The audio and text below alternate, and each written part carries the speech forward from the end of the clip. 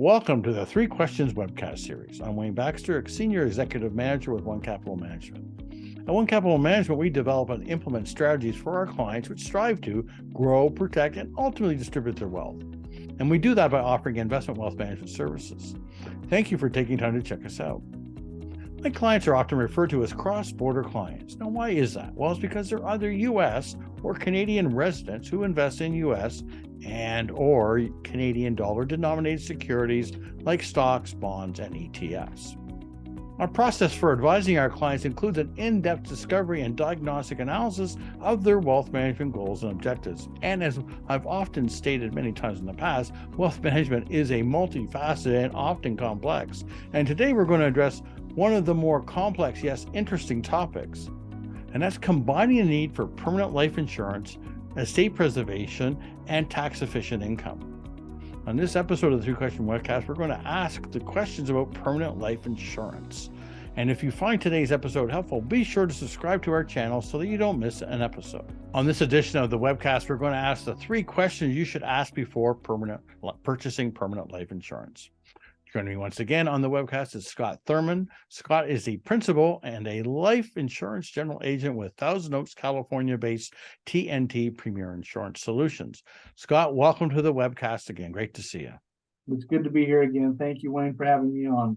Yeah, well, we have already tackled the discussion of long-term care, the need for long-term care. We're going to talk about long-term care insurance, the need for that. Today I look forward to sort of spreading our wings here, getting a little bit more detailed. And, I will say this, Scott, you've been an incredibly valuable resource for me and my clients when it comes to assisting and sourcing and underwriting and placing health and life related insurance. I really appreciate it. I should also mention that Scott's going to be joining me on some upcoming webcasts. We're going to be, in addition to the two-part webcast we did on long-term care and long-term care insurance, we're also going to be talking about in future episodes about term life insurance. And we're also going to talk about DI or long-term disability insurance as well. So we got lots to cover. And I really, for the folks that are listening and or watching, I would encourage you to visit our Three Questions Webcast YouTube channel. And so you don't miss any of these episodes, highly recommend it. Lots to cover here today for sure, Scott. All right. Thank you for the kind words. I'm ready. Okay. So let's just get right to it. And let's ask the three questions you should ask before purchasing permanent life insurance. And the first one is really, I think, a good place for us to start is understanding what is the difference between term insurance and permanent life insurance.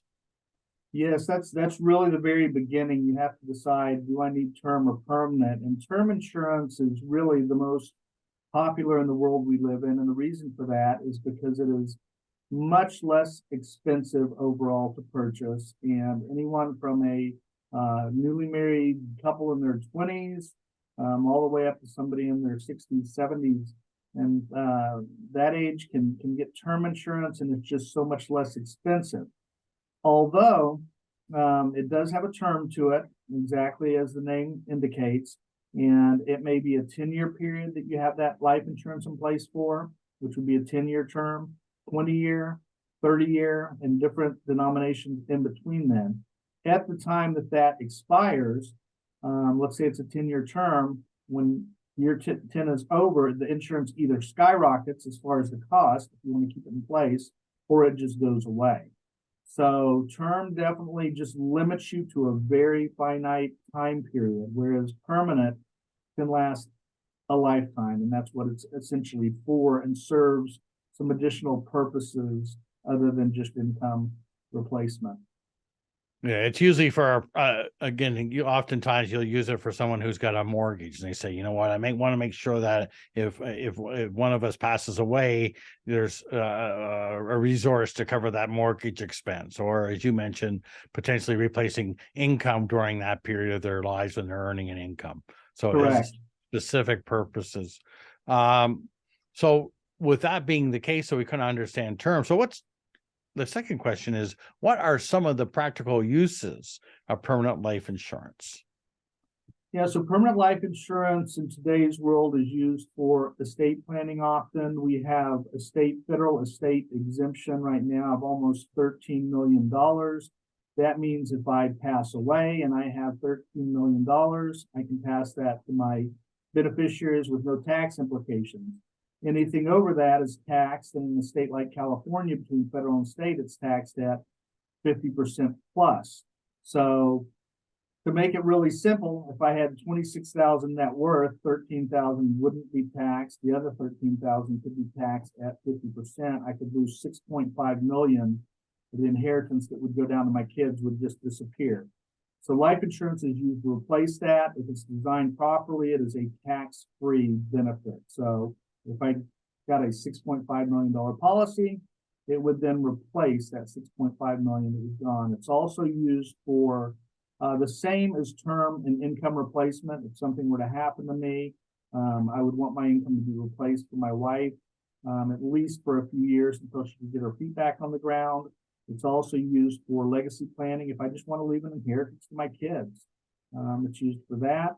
It's used for supplemental retirement also, which is a great purpose for permanent insurance in today's world. So those are some of the things that we use permanent insurance for. There are other areas also, but those are some of the basic ways that we use it. I will note one thing. I just, not to act like a know-it-all here, Scott, is I know you know this as well, is that estate tax exemption, as I understand it, at the end, I guess beginning January 1, 2026, is going to go from was it 11.5, 12 million per person down to 50% of that. So yeah, that's a, right. So right. from an estate planning perspective, you know, when you're sitting down with your financial advisor or your estate planning attorney or your CPA or whoever you're giving you advice, you know, you don't want to just think about what's that rule now, but that's going to be a major.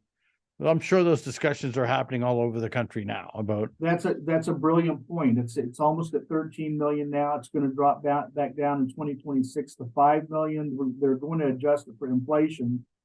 It's probably going to be 7 million if they don't do anything different right now. Now, who knows what Congress is going to do? Exactly. It's totally a moving target, right? Yeah, those conversations need to be had right now, and we need to be in contact with your financial advisor or your wealth advisor, like you, Wayne, on an ongoing basis, because these things are very fluid. And not only that, your estate planning attorney, because your estate plan needs to be reviewed frequently as well. Correct. 100%. Okay, so well done, Scott. So there's the unique thing about permanent life insurance is that you can, as you said, use that type of a policy for many different things, right?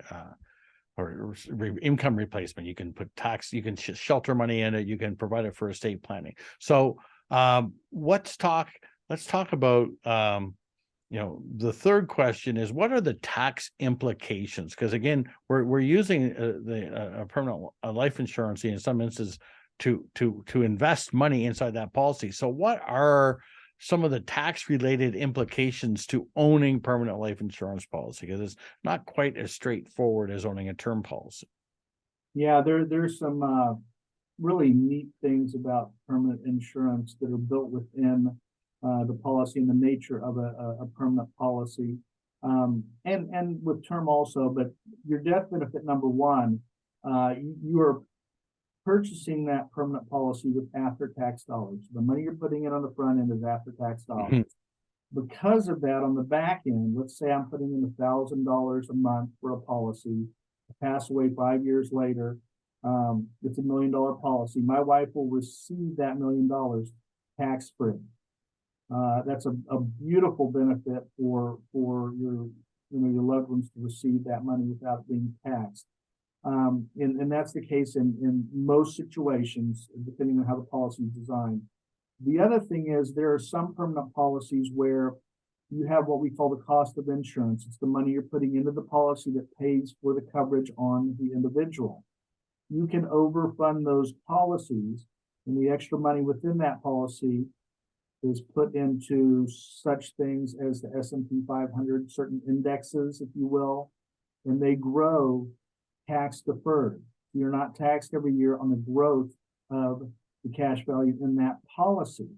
And again, if designed properly, at a certain age in the future, when you choose, you can pull that money out tax-free. And it's almost like having a super Roth that you're not controlled by the amount of money you put in, and you can pull it out whenever you want. And if it's pulled out in a proper manner, it will not be taxed. The key part is the proper manner. I like what you put that in at the end, because in theory, if you just redeem the money out of the policy straight out, I think there's a taxable event there. But if you do it if you do a loan against the policy, that's when you create that super Roth. Right. So to simplify it as much as we can right now, let's say I've put in $500,000 into a policy over 20 years, and I decide, okay, I'm retired. I now need some supplemental retirement. As long as I'm pulling out the basis, which is the $500,000 that I've put in, it's money that's already been taxed before it went in. Right. I can pull out that $500,000 tax-free. In addition to that, just like you mentioned, I can also pull money out on a loan basis. I'm basically pulling money out of the policy on a loan. And as we know, loans are not taxed. Exactly. So I might be paying an interest rate of 4 or 5% on that loan, but that's much better than my income bracket, which could be anywhere between 20, 30, 40, 50, whatever the income is at the time. So it's a much better way to use those funds. And then, of course, with you pass away sooner or later with the policy in place, and you never have to pay taxes on that money that you exactly. I was going to say that the death benefit could actually be where the taxes owing can be drawn from. So the owner of the policy can receive that income. That's something we've done here in the US. We also, back in Canada, that's a strategy that's often used as well. Scott, as usual, you've made some excellent points about permanent life insurance. And again, we just talked about how attractive the tax benefits can be. The fact is, you are purchasing life insurance, so there's a death benefit, and I think it's really important that there should be the purchasing of this insurance policy ought to be in proportion of what you need for life insurance, that you don't inadvertently end up overfunding a policy. In other words, I'm just going to make up some numbers here, buying a $250,000 life insurance policy and trying to deposit $1 million into the policy. I'm being extreme in my example, but we're getting into something where the folks at the IRS will not be amused, I guess would be the same. Right. And that's a good point, because of the great nature of the tax deferred piece of life insurance and the tax-free benefits of it. When the very beginning, when these policies came out, people realized, oh my gosh, we can put in a ton of money, and it's not, they're tax favored type vehicle. And the IRS came out and said, whoa, wait a minute, there are limitations. This is life insurance first, and it is. You need to have the need for life insurance, number one, and then at that point you can put extra funding into it, but it has to be within a certain, what they call, corridor. So it doesn't flip into, without getting too deep into the woods, into a modified endowment contract or into what they consider a financial instrument. It is life insurance, number one.